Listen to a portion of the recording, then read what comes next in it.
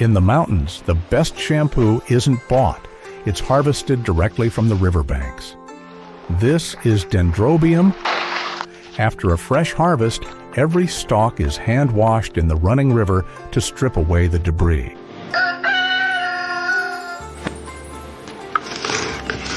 The leaves are stripped and the stalks are fed through a traditional manual cutter.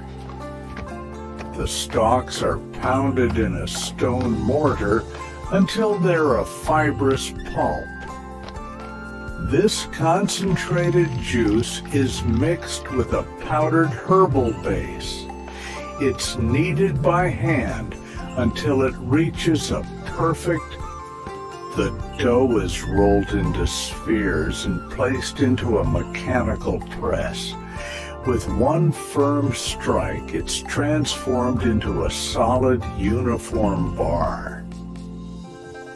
After a final cure on a wooden platter, these bars are ready. They're eco-friendly, traditional, and incredibly effective.